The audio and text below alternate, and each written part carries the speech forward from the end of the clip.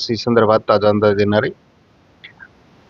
महाराष्ट्रामध्ये आणि देशामध्ये पाऊस पडण्याकरता अनुकूल परिस्थिती निर्माण होणं आवश्यक आहे आणि त्यासाठी केवळ बंगालच्या उपसागरामध्ये वातावरण निर्मिती होते।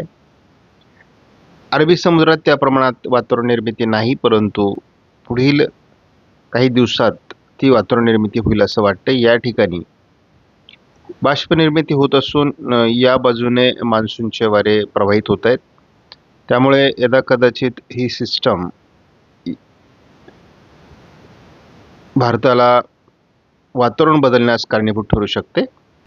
शिवाय उत्तर भारतामध्ये जूनमध्ये फारसे WD नसतात, परंतु आज एकापाठी एक WD सरकताना दिसत आहेत। त्यामुळे उत्तर भारतातील काही राज्यांमध्ये पावसाचं प्रमाण अधिक आहे।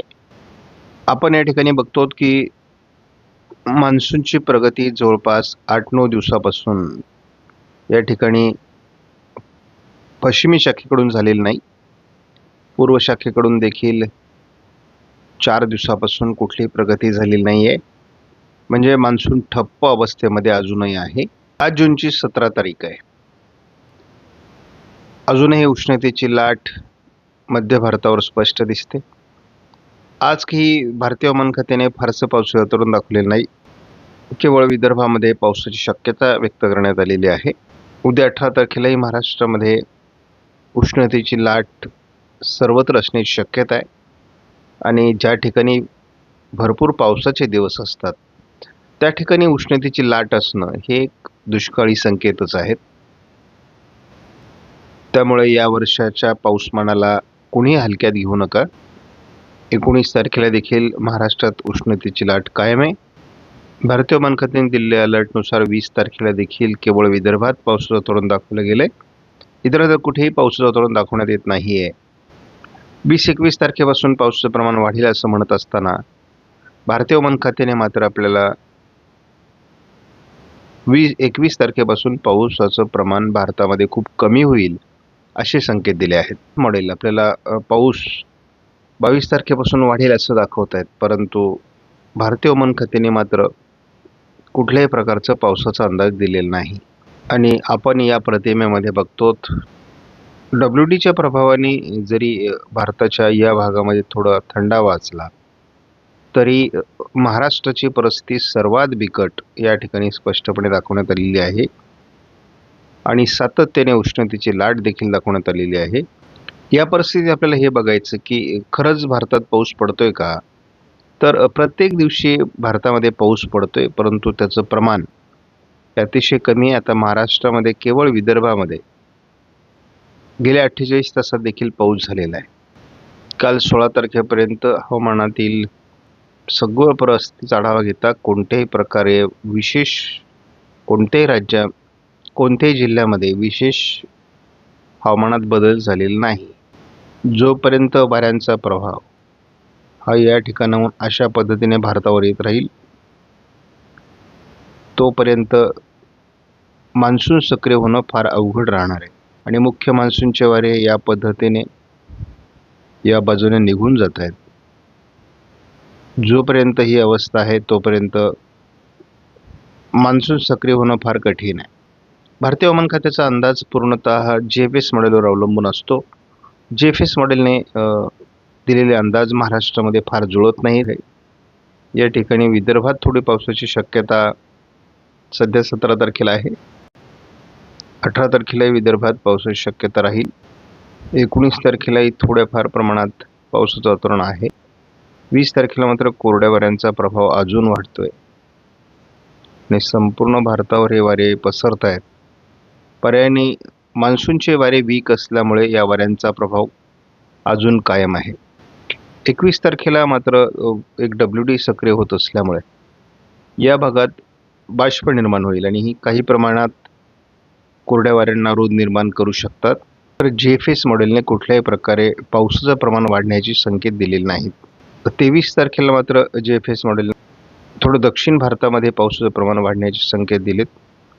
पूर्व भारतात पाऊस पडतोच आहे, उत्तर भारताच्या या भागातही पाऊस आहे। त्यानंतर 24 तारखेला थोडं पावसाचं प्रमाण महाराष्ट्राच्या दक्षिणी भागात दाखवण्यात आलंय। एक ट्रफ या भागात वाढेल अशा प्रकारचा देखील जीएफएसचा अंदाज, आणि या ठिकाणी एक सर्क्युलेशन तयार होईल असं देखील दाखवण्यात आलंय 25 तारखेला. जीएफएस मॉडेलने एक कमी दाबाचं क्षेत्र किंवा हलकं चक्राकार स्थिती बंगालच्या उपसागरात तयार होईल, आणि त्यामुळे पूर्वेकडून मान्सून 25-26 तारखेला पुढे सरकू शकतो असा एक अंदाज व्यक्त केला आहे. आणि या ठिकाणी जेव्हा सर्क्युलेशन तयार होतो तेव्हा या ठिकाणावरून वाऱ्यांचा प्रभाव वाढतो आणि पर्यायी पावसाचं वातावरण निर्माण होण्यासाठीचे अनुकूल संकेत येतात.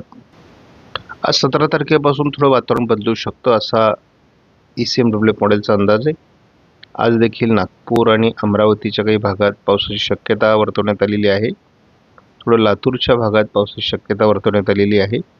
आणि आजपासून कोकण किनारपट्टीला पावसाचं प्रमाण किंवा ढगाळ परिस्थिती वाढेल, आणि थोडं या भागामध्ये म्हणजे नाशिक पश्चिमच्या भागामध्ये किंवा थोडं वसई विरारच्या भागामध्ये आपण बघतो की म्हणजे ठाणे जिल्हा, पालघर जिल्ह्यात पावसाचं प्रमाण वाढू शकतं का हे बघावं लागणार आहे. 18 तारखेला मात्र असलेल्या वातावरणात आणखी घट म्हणजे प्रभाव कमी होताना दाखवण्यात आलाय. 19 तारखेला पूर्व विदर्भाच्या दिशेने थोडं प्रमाण पावसाचं वाढू शकतं असा अंदाज देण्यात आलाय. 20 तारखेला अतिपूर्व विदर्भामध्ये म्हणजे गोंदिया आणि गडचिरोलीमध्ये पावसाची शक्यता दाखवण्यात आलेली आहे. आणि अरबी समुद्रातून पहिला बदल कोकणामध्ये पावसास अनुकूल स्थिती 20 तारखेला दाखवण्यात आली आहे. 21 तारखेला अरबी समुद्रातील शाखा प्रभावी होईल असा ECMW मॉडेलचा आत्ताचा अंदाज आहे. 22 तारखेला पावसाळी वातावरण तयार होईल हा ECMW मॉडेलचा अंदाज आहे, आणि महाराष्ट्रात अनेक भागात हा पाऊस असेल. कोकणात मुसळधार पावसाची शक्यता व्यक्त करण्यात आलेली आहे, परंतु हा ECMW मॉडेलचा अंदाज आहे. जीएफएसने हा अंदाज दिलेला नाही. 23 तारखेला सर्वदूर महाराष्ट्रामध्ये मध्यम ते मुसळधार पाऊस काही भागात होऊ शकतो. कोकणात हा मुसळधार पाऊस असू शकतो. त्यामुळे आपण कालच्या व्हिडिओमध्ये किंवा सांगितलेलं आहे की सरासरी बदलेल पावसाची, आणि पहिल्या पंधरवड्यात जरी पाऊस झालेला नसला तरी शेवटच्या पंधरवड्यामध्ये जूनमध्ये महाराष्ट्रासाठी तरी चांगली वार्ता असेल असा अंदाज आहे. 24 तारखेला देखील आपण बघतो मराठवाड्याच्या बऱ्याच भागात चांगलं पावसाळी वातावरण आहे. विदर्भामध्ये आहे, त्याचबरोबर कोकणामध्ये सर्वदूर चांगला पाऊस आहे. केवळ हा पर्जन्यछायेचा प्रदेशात सुटतोय. 25 तारखेला पावसाचं प्रमाण कमी होत आहे. थोडं दक्षिणी भागात पावसाचं वातावरण आहे. कोकणामध्ये पावसाळी वातावरण आहे. 26 तारखेला देखील पावसाचं प्रमाण थोडंफार कमी अधिक होतंय, परंतु वातावरण आहे म्हणजे मान्सून पुढे सरकण्यासाठीचं वातावरण आहे. विदर्भामध्ये पाऊस आहे तो, कारण आत्तापर्यंतचा आपला अनुभव आहे की ECMW मॉडेलने आपल्याला खूप साथ दिलेली आहे. 27ला तसं उत्तरेकडून महाराष्ट्राच्या पाऊस कमी होतोय, दक्षिणेकडे पाऊस असणार आहे.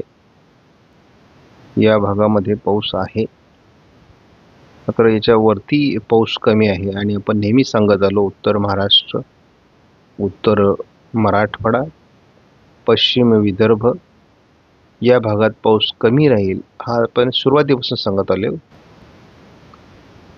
28 तारखेला आता फार पुढचा अंदाज बघण्यात अर्थ नाही, कारण ते अंदाज सारखे बदलतात. पूर्व विदर्भामध्ये पावसात जोर वाढू शकतो असा अंदाज आहे. कोकणामध्ये पाऊस राहू शकतो असा एक अंदाज आहे. त्यामुळे आपण बघूयात की नेमकी काय घडत आहे, कारण यावर्षी सुपर अल्निनो किंवा स्ट्रॉंग अल्निनोचा आपण अनुभव घेत होतो, आणि गेल्या 75 वर्षातला हा सर्वात ताकदवर एल्निनो आहे. आपण जेव्हा 1 जुलैपर्यंतचा एकत्रित अंदाज बघतो तेव्हा जर महाराष्ट्राची फक्त परिस्थिती बघितली तर महाराष्ट्रात तसा सर्वदूर पावसाचा अंदाज आहे. आता प्रत्यक्ष काय होऊ शकतं, शेवटी हे हवामान सुद्धा, हे अंदाज सुद्धा 50 ते 60% मॉडेलचे जुळत आहेत यावर्षी.